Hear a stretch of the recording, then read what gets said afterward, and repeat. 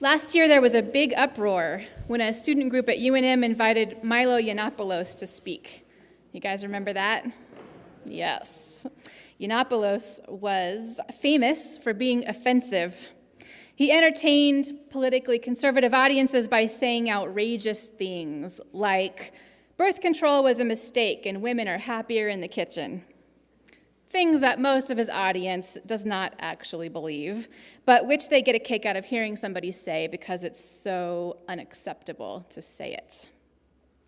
Yiannopoulos also said that gay people should get back in the closet, even though he himself is gay and out in a predictably bold way. So a lot of the time, he was obviously on a mission to be provocative, but he also encouraged his audiences to do things like to personally report people that they suspected were undocumented in the U.S., things that, if his advice were followed, would cause some American children to lose their foreign-born parents and families to be thrust into punishing poverty.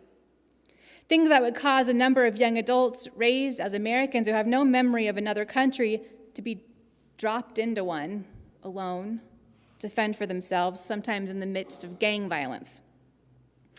Yiannopoulos was definitely more than an ironic entertainer. And for this, he had become a darling of the alt-right, where racism and sexism are explicit and the tone is violent. His visit to UNM was scheduled for just 1 week after the presidential inauguration, as the alt-right was publicly celebrating the presidency of Donald Trump, who has himself sometimes entertained crowds with racist and sexist comments. Hate crimes were on the rise, along with an increase in hate speech. And so, of course, it was concerning to those of us who believe in values of equality and in dismantling racism. Students met with UNM's acting president at the time, President Abdullah, and they asked him to prevent Yiannopoulos from speaking on campus. Surely such a person who's not an academic or a researcher or even an elected leader did not belong in a university setting dedicated to the honest exchange of ideas.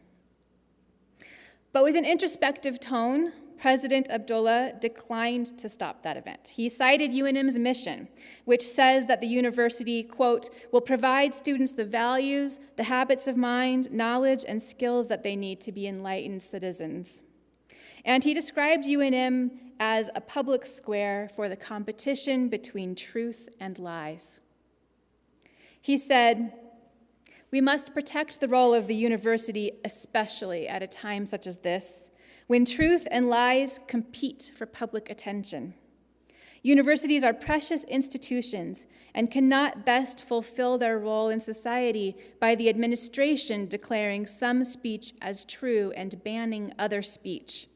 That risks becoming another flavor of the authoritarianism that is always the bane of democracy. And he concluded by saying, we must beware of that kind of urge in ourselves, in others, and in acting university presidents. So the speech was allowed. And as is the case in most places on Yiannopoulos' national tour, there was a protest to go along with it. His visit raised the question of whether there is any line at all that cannot be crossed beyond free speech in academia. On the one hand, there was a lot of concern over providing a platform for hate speech, right? And on the other, there was concern over squelching free speech. There is no hate speech exception to the First Amendment of the Constitution. Unless speech is clearly meant to incite lawlessness, unless it's specific, has clear illegal intent, and has a sense of imminence, hateful speech is completely legal. Of course, being legal does not make it right. And protesting is protected speech, too. The First Amendment does not guarantee the right to speak without criticism. Actually, it guarantees the right to criticize.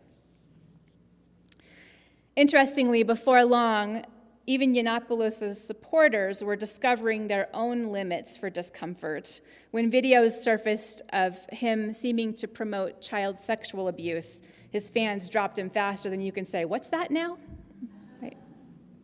Again, his speech was legal, but this time it offended the people who thought it was fun to offend people. He lost a book deal, and as far as I can tell, he has dropped from the public eye. I do wonder whether UNM would allow him to speak now, or whether the university also does have a moral line somewhere beyond the legal one. The question remains, should students of color and Muslim students and immigrant students and female students of all identities really have to deal with hateful speech against them on a university campus? Isn't it enough that hate speech is already in the streets and online and in the news? And shouldn't universities be safe spaces for learning? And there's a larger debate taking place about just that set of questions. There are stories of professors being afraid of saying anything controversial for fear that their students will get them fired. And in contrast, the University of Chicago sent out a letter to its 2020 freshman class that said, in part, quote, "We do not support trigger warnings, and we do not cancel invited speakers because their topics might prove controversial, and we do not condone the creation of intellectual safe spaces where individuals can retreat from ideas and perspectives at odds with their own." And it went on to say that this is meant to support diversity. Well, the letter was blunt, to say the least. Right? Why has this issue arisen right now?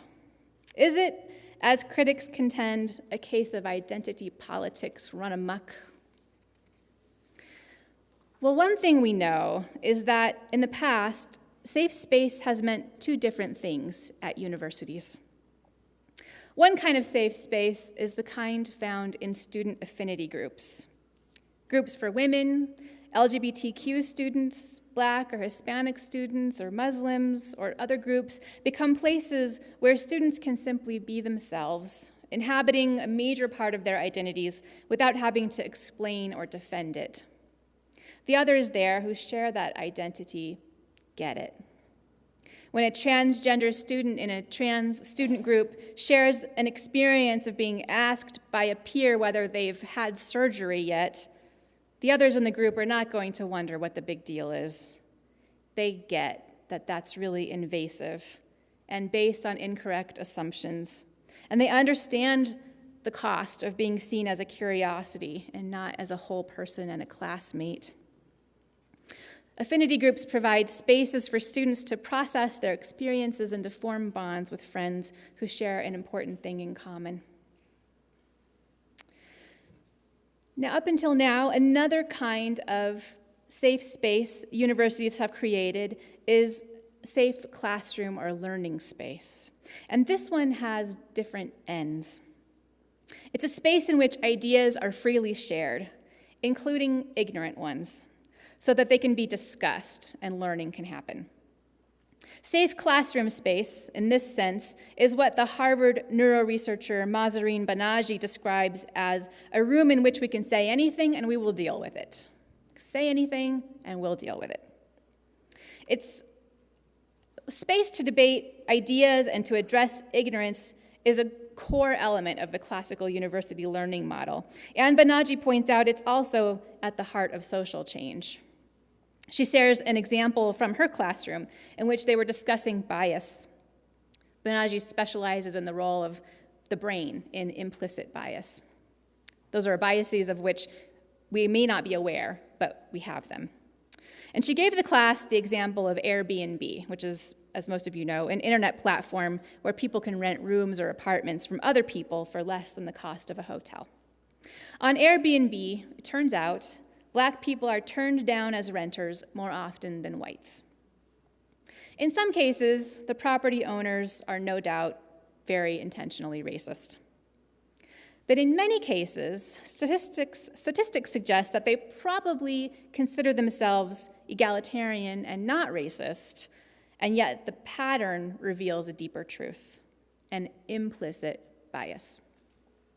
When Banaji said that Airbnb faces criticism over this and is trying to address it, a white male student replied, Well, why should it be Airbnb's job to change society? If people don't want to have people who are black in their homes, that's their God-given right. Banaji replied, "You're right. That currently is a right." She noticed that this young man was, as she put it, kind of beefy and bald. So she said, "I can look at your face and say, I don't like your face. And I certainly do not like men without hair on their heads, so I don't want to hire you." His expression completely changed. She noticed that he slumped down in his chair and became small. So she added, "Sit up. You're not a short, bald man. You're just bald." Meanwhile, the minority students in the room just looked at her with their jaws dropping. They couldn't believe she would talk to a student like that. And she had touched on things about him that weren't just random. They were things that there's also negative messaging about outside of the classroom, right? So, ouch. But it demonstrates the point that people are very open, often, of the idea of speaking freely until that freedom is about them. And safety inside the classroom is not equal for all because some students arrive having already had a lot of painful experiences with the things that others toss around like it's no big deal. Those outside dynamics impact the inside atmosphere. Banaji finds free and open discourse like this so important to learning that she says she worries when she hears students say, "I feel unsafe." But she also acknowledges no value is absolute.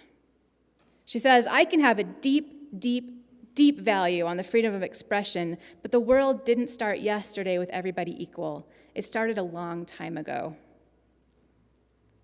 She acknowledges that students don't all arrive on campus with the same experiences of safety, and ignoring that reality does not promote diversity any more than censoring speech promotes diversity. A good education is not just about abstract concepts, right? It has to involve understanding ourselves and the people around us in the context in which we're talking about those concepts.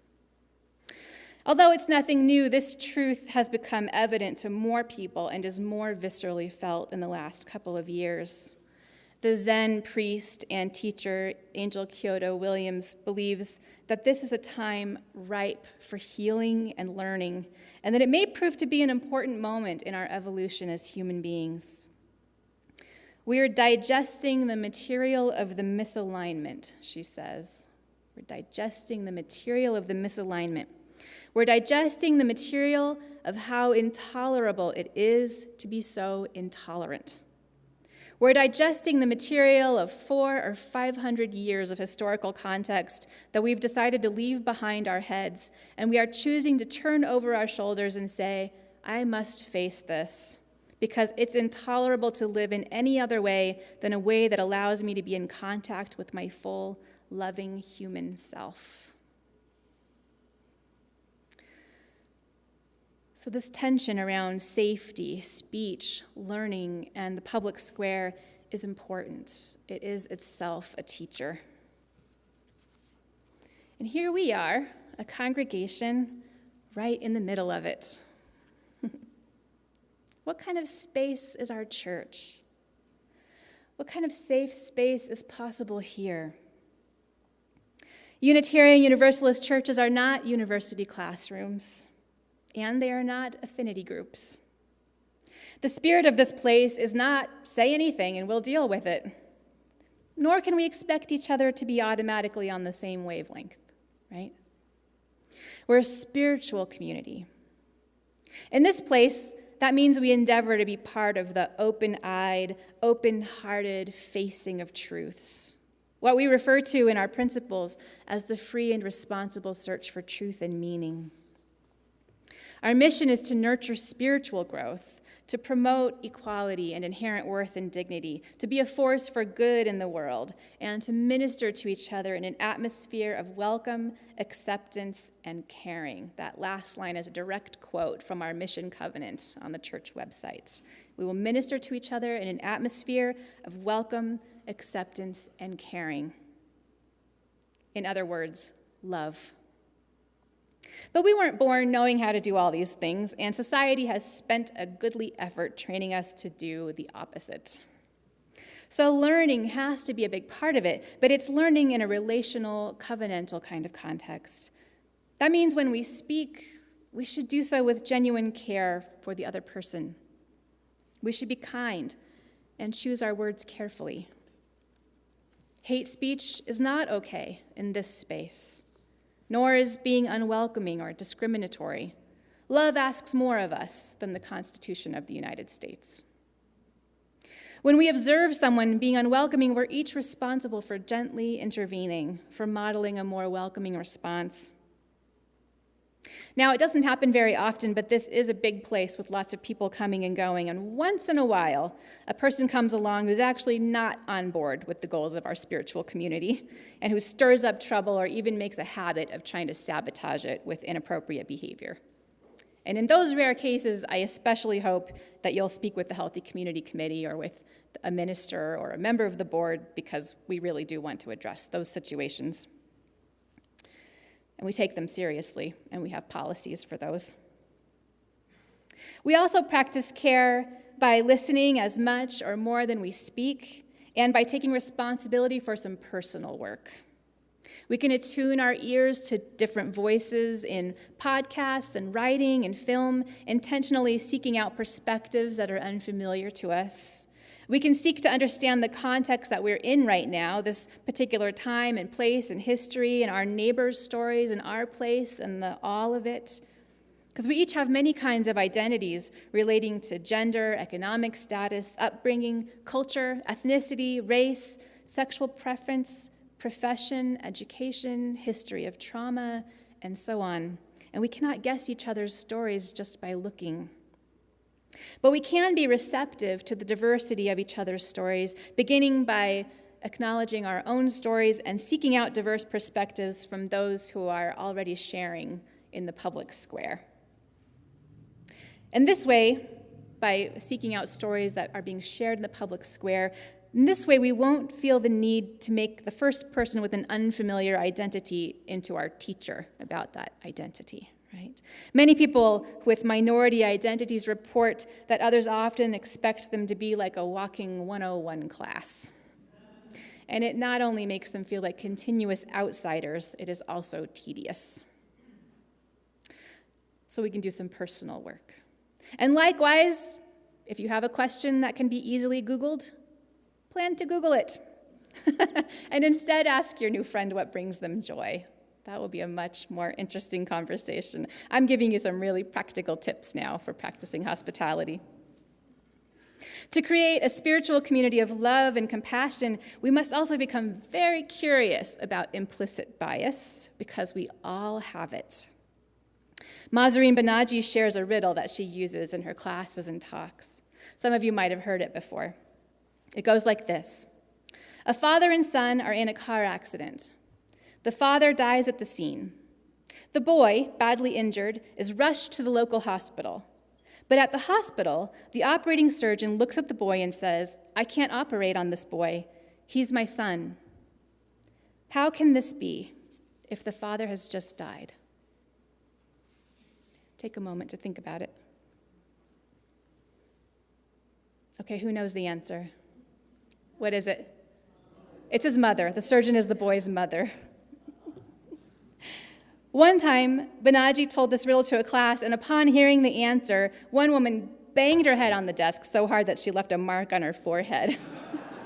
And Banaji was like, "Whoa, don't be so hard on yourself." And the woman replied, "Of course I should be hard on myself. My mother is a surgeon." Right? Banaji says she's also shared this riddle in hospitals where 80% of the entering class of surgeons are women, and they don't get the answer either. Right? So if you didn't get the answer, don't feel bad. Sometimes people guess that the boy is from a two-father household. Did I hear somebody back here say that? Yes, okay. And that's an answer that challenges our assumption that the boy's father was heterosexual. A decent answer, for sure. But it still leaves the gender bias intact. Yeah. There's something odd about the mind, Banaji says. And that is an understatement, right? When we relate to each other from a place of bias, it can be really damaging. So we need to be actively curious about these minds of ours. Banaji's actually created a website where you can take free anonymous little tests to uncover biases you may not know you have. I tried it out, and it was a pretty interesting experience. It's at implicit.harvard.edu, and that'll be in the text version of this sermon that goes online this week. Here are the three most challenging things about all of this. The first is that we have to be committed to compassion when we have misstepped. When someone tells you that they're hurt or offended by something that you said or did, it's easy to get offended right back. But instead, try kindness. Breathe. Ask for more info. Let them know you care. The second is that when someone offends us or lets us down, we have to practice compassion toward that person, remembering that we do not know their story, speaking our truth, and looking for genuine connection with that person. And the third thing, and sometimes the very hardest thing, is that these interactions demand the most from us when we are already tired and frustrated, when the atmosphere outside of the church is filled with tension, when we wish relationships would just be easy, when we have already had multiple interactions of the same kind. That's when they demand the most. We are called to be together spiritually in our wholeness, as humans who love and who serve and who are also unskillful sometimes. There's just no other way to do it, right? Bell Hooks writes, "Love allows us to enter paradise. Still, many of us wait outside the gates, unable to cross the threshold, unable to leave behind all the stuff we have accumulated that gets in the way of love." It takes courage to show up and to be authentic and to have a soft front and a strong back. But we grow as humans through connection and through dialogue, through calling each other in from a space of unknowing to a place of understanding, from a place of loneliness to warm and meaningful community, and by creating safety not from perfection, but from love. May it be so. I invite you to rise in body or spirit to sing our closing hymn. The words will be up there. They're pretty simple. And if you want to look at notes in the book, it's number 1036. We're going to sing, there's three parts to this.